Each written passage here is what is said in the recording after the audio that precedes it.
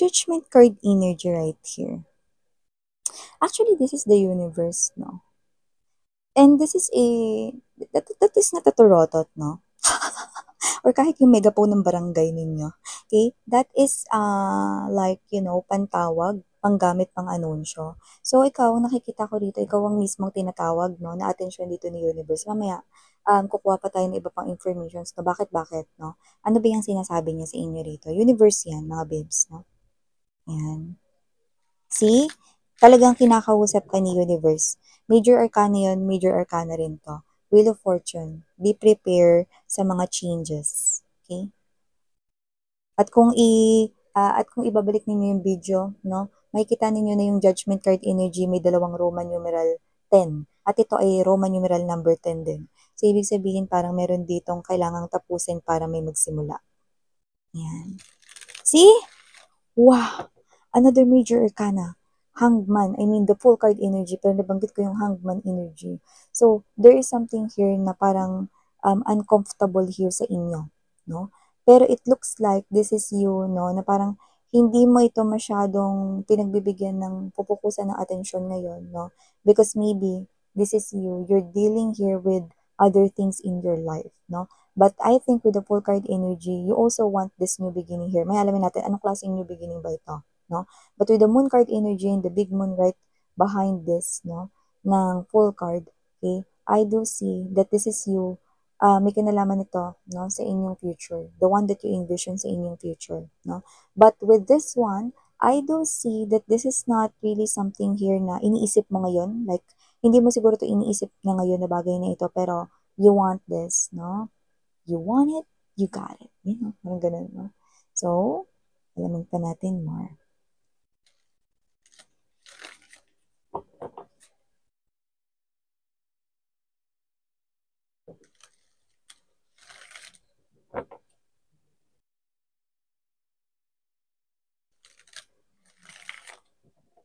Umpisa pa lang, ang dami ng major arcanas, mga babes.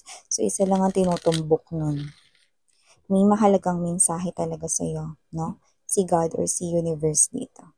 At yun nga yung aalamin natin, huwag kayong mag-alala, dahil ayun naman talaga yung role ko dito, mga sweethearts, no? Kaya naman, gagawin natin ang ating very best para ating malaman yan. Okay?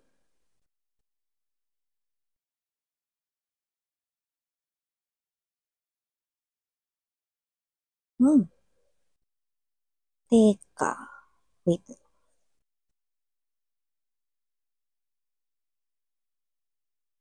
Oh my gosh. OMG. So, wait lang, mga babes.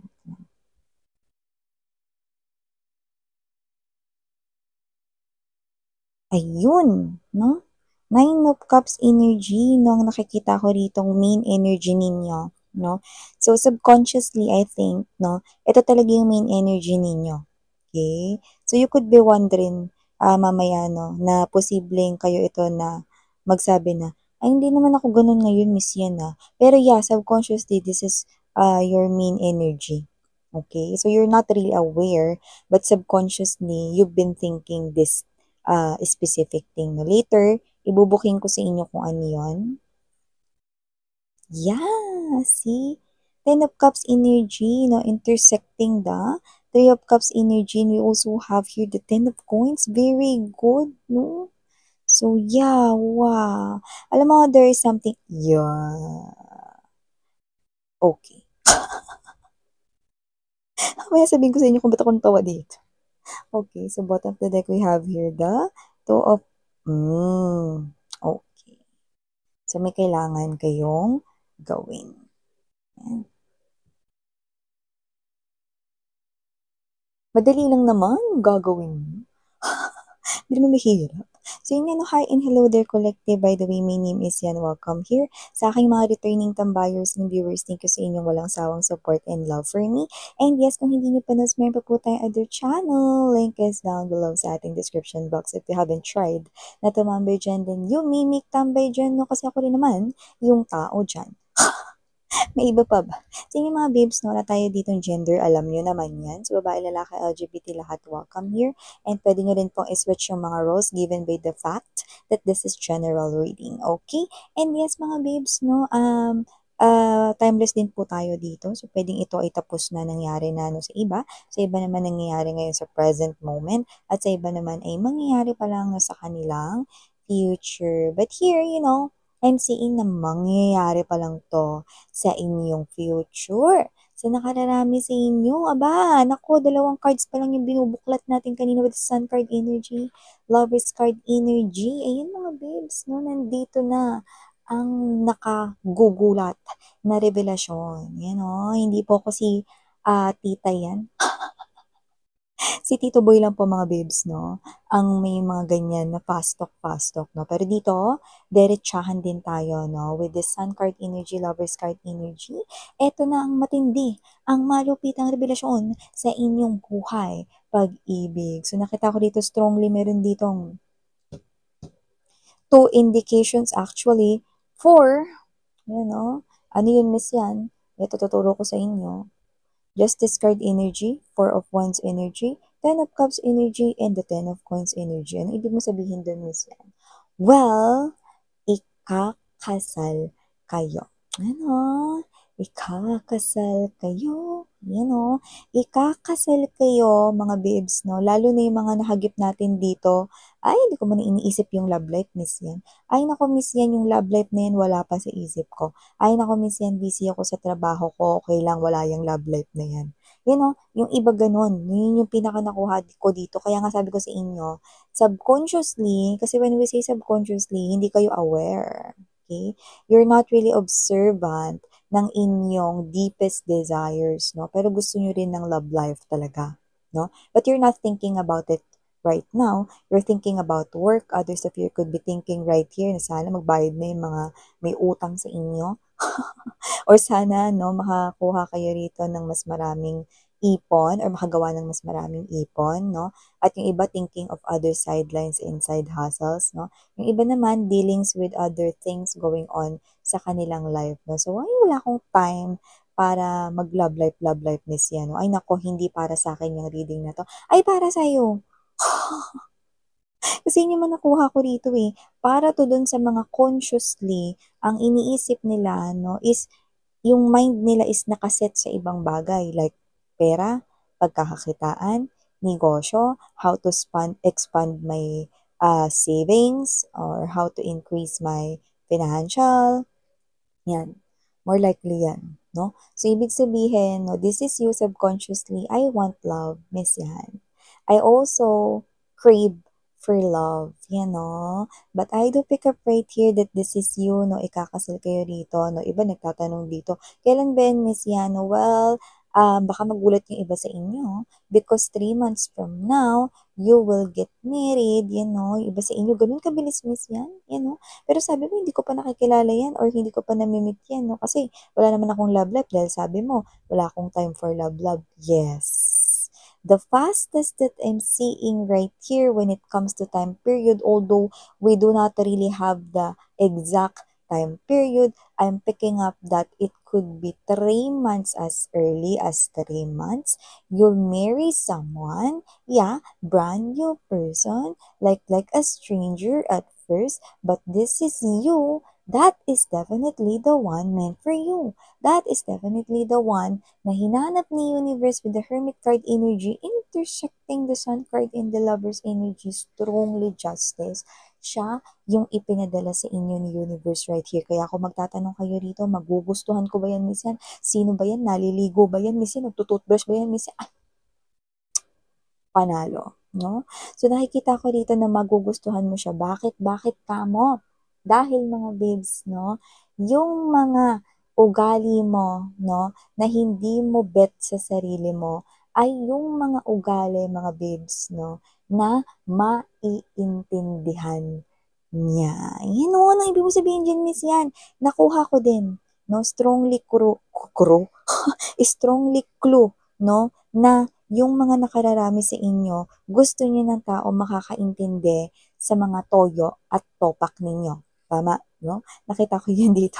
Kaya natawa ako dito, no? So, siya, maiintindihan niya ang lahat ng tingin mong topak mo, no? Yung aware ka na topak mo to, na tinutuyo ka pag may mga ganitong sitwasyon, no? Ay, siya, yung pinakamakakaintindi sa inyo at hindi siya mapapagod. Pero syempre, ng mga babes, kalma lang, no? Huwag naman ninyo masyadong i-challenge, no?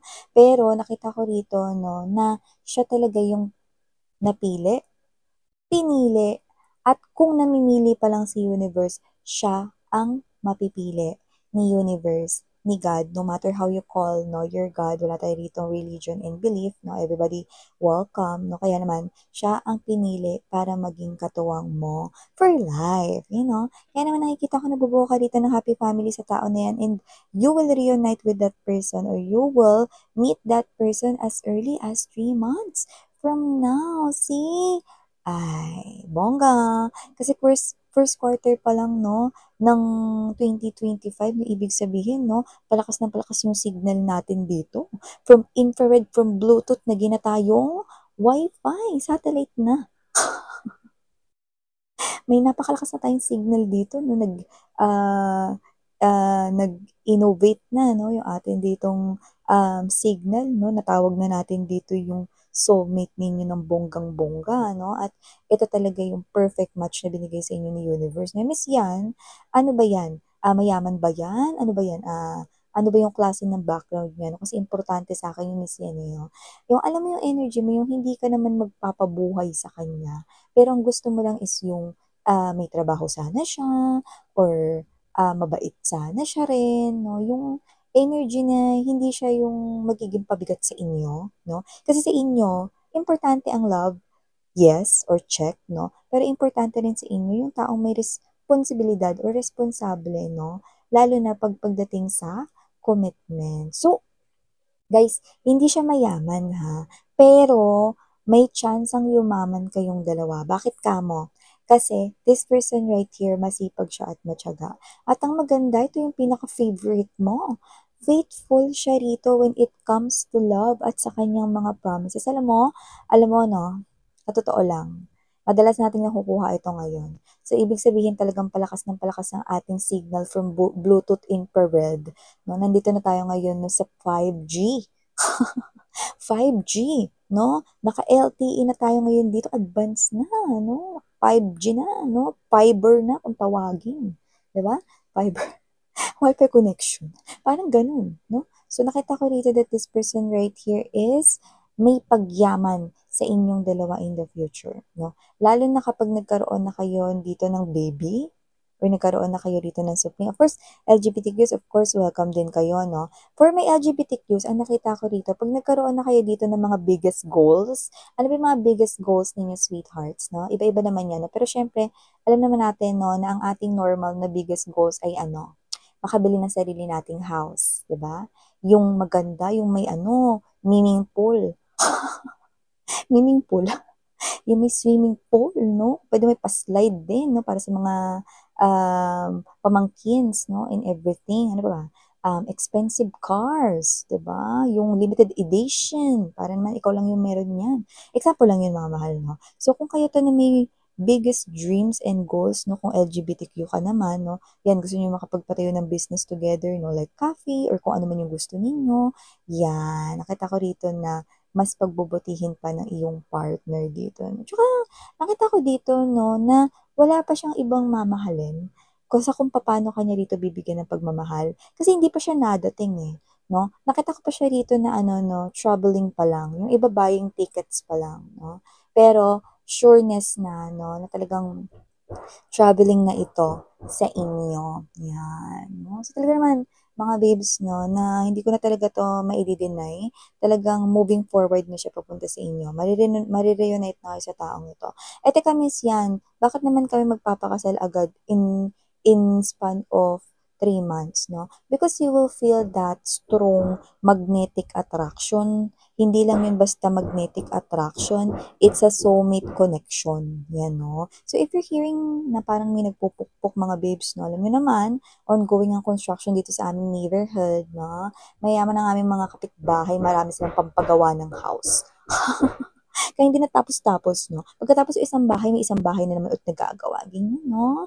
Ay naku, shoutout sa aming mga mayayaman na kapitbahay, So yung mga babes, going back right here, nakita ko rito 'no, na itong person na 'to is mararamdaman mo yon. So, wala na rin talaga kayo ritong hihintayin pa 'no, na mga, "Ay tagalan pa natin para mas makilala natin," 'no. Hindi naman sa hindi yun maganda, pero yung iba kasi yun, 'pag naramdaman mo na, ay naku, kahit na bukas puwede mo na siyang pakasalan, Gano'ng klase ng energy, 'di ba? Hindi mo na ipapagpabukas 'no, kung feel na feel niyo naman ngayon, at saka mabuti siyang tao. Mm. Tsaka nakita ko dito, lahat ng mga topak mo na kahit ikaw minsan hindi mo maintindihan sa sarili mo, ay girl, 'no, or pre, 'no, maiintindihan niya 'yan, babe, okey? Pero sabi ko sa inyo 'no, nung nilatag ko yung ating bottom of the deck dito, ito ay importante 'no, makinig ka mahal 'no. With the Two of Wands energy, Four of Swords, and there's this Four of Cups energy.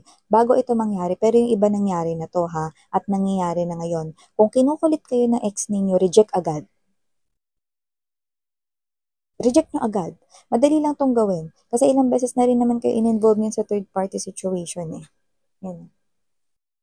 Tsaka kung sino siya hindi ko alam bakit ko nakukuha sa kanyang GGSS siya 'no, gandang-ganda sa sarili 'no, at yung iba naman parang ano, GGSS, gwapong-gwapo sa sarili 'no. Ewan ko, medyo mahangin ba siya o ano, basta yung iba kinukulit na kayo nito ngayon na makapagbalikan sa inyo, ex niyo 'yan. Yung iba naman parating pa lang 'yan, pero mga mahal, ang dapat ninyong gawin ay reject agad, okey? Bakit miss 'yan? Parating na, 'yun talagang para sa inyo. Ngayon kung i-entertain mo pa 'yan, naku, mababagalan pa yung talagang nakatakda for you 'no. Marami pa siyang mga made-delay dito. Pabili na siya ng ticket 'di ba, baka maiwan niya pa yung maleta niya, yung susi 'no, mga gano'n-gano'n 'no. Pabalik-balik pa siya 'no. So, 'wag nating hayaang mangyari 'yun. Kailangan tuloy-tuloy na ang travel 'no, nitong tao na 'to 'no, na nakatakda here for you guys 'no. Kaya kung may ex kayo dito na nararamdaman ninyo na mukhang uulitin na naman niya 'no, yung mga pinaggagagawa niya 'no, for the 5th time around, 6th time around 'no, reject agad, okey? Para makapasok na ng dire-diretso, makasakay na yun sa airplane kung airplane sasakyan niyan, cruise ship 'no, or whatever, okey?